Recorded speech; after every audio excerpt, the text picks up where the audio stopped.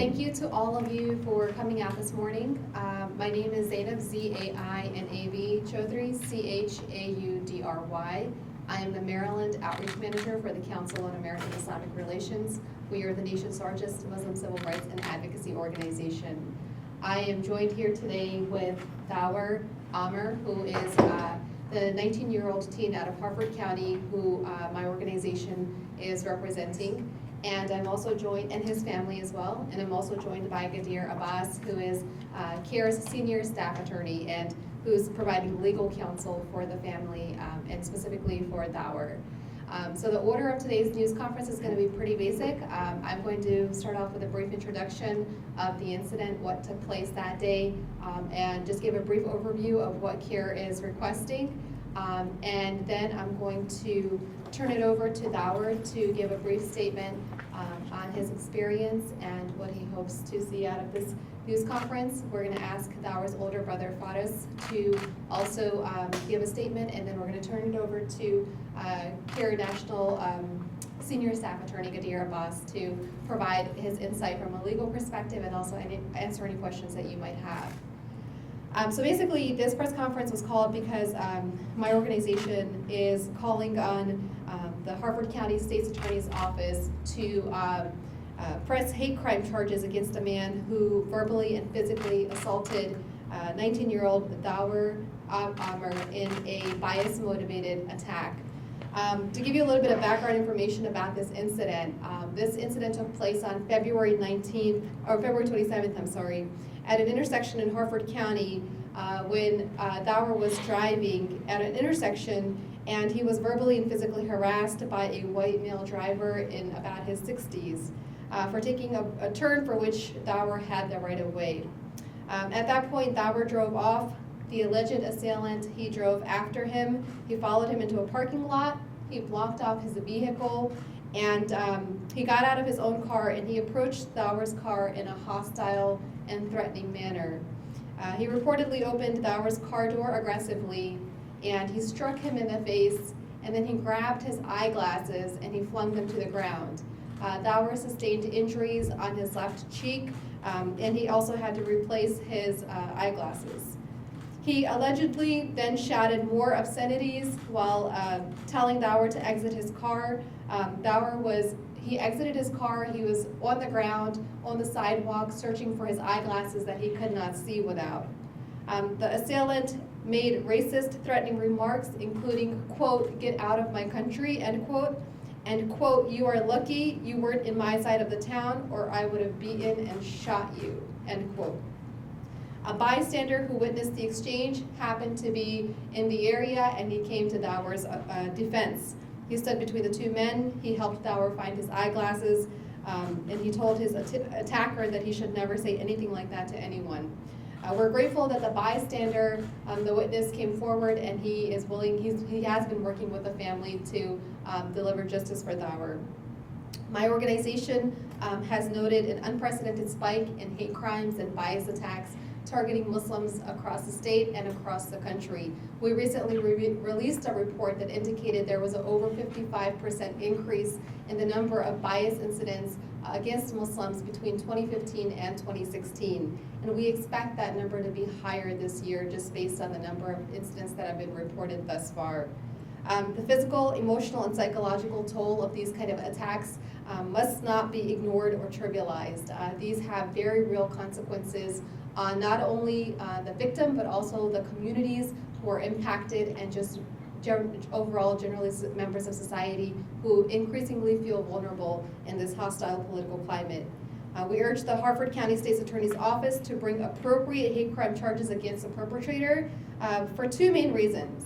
Our main concern is to help deliver justice for Gadeir and his family, and our second purpose is to send a clear message to the public that hate crimes will be prosecuted to the fullest extent of the law. With that, I would like to turn this over to Gadeir. I would ask you please spell your name before you begin to talk. Hello, my name is Gadeir Amir. That's D-A-W-A-R-A-A-M-I-R. So I have been a U.S. citizen since I was 4 years old, and more specifically, I've lived in Harford County, and I've gone through all the schooling here from Bel Air Elementary to Southampton Middle to C. Milton Wright, and now finishing up at Harford Community College.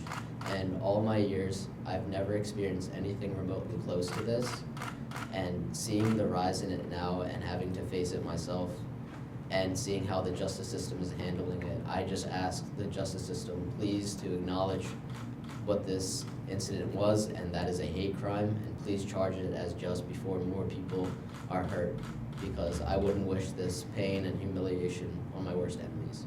Thank you. Thank you so much, Thawar. I would like to ask Faraz to please share his thoughts. And Faraz is the older brother.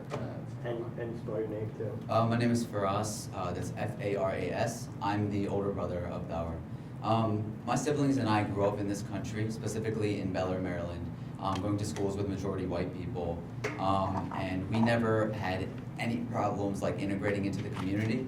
But as we got older, maybe around middle or high school, we realized that the past effects of 9/11, which we had nothing to do with, did have an effect on the way that brown people and Muslims were perceived.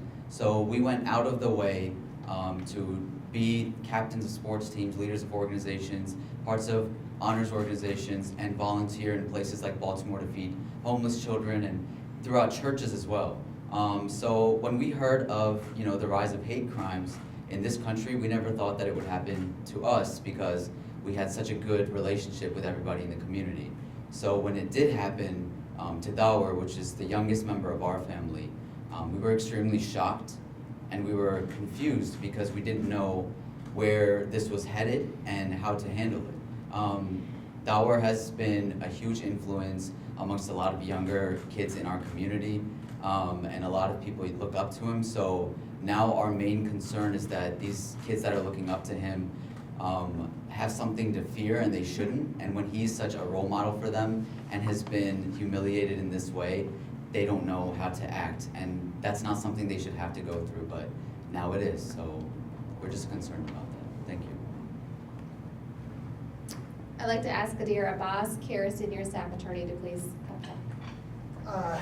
My name is Gadeir. The first name is G-A-D-E-I-R, and the last name is Abbas, A-B-B-A-S. The number of hate crimes committed against Muslims throughout the country over the past several months has been alarming. It seems like a day does not go by where a Muslim somewhere in the United States is the victim of a hate crime. And that's what makes this case so important. Everybody in the community, every part of our government must be doing everything that we can to push back against the anti-Muslim violence that has become a staple of our political discourse. And just as we all have responsibilities to do what we can to prevent and hold accountable perpetrators of anti-Muslim violence, it's the state attorney's office has that obligation as well. To get accountability for the logic of hate crime laws is that an act of violence is made more despicable if it's committed by reason of a person's faith, by reason of the color of their skin, and that's why Maryland hate crime laws exist. It is up to the prosecutor's office to send an unmistakable message to the public and to this assailant that anti-Muslim violence has no place in this community or anywhere inside the United States. And that's why we're asking for this crime to be prosecuted as a hate crime. So that's it. So just to, everybody is available to chat. Reese is a community leader, and for those that are, have time, the amount of fear that's been generated in the community by this incident and other incidences is really, really alarming, and it's something that all Muslims are feeling right now, and it's something that Reese can speak to especially. Okay, great, thank you. Thank you. That will conclude our press conference.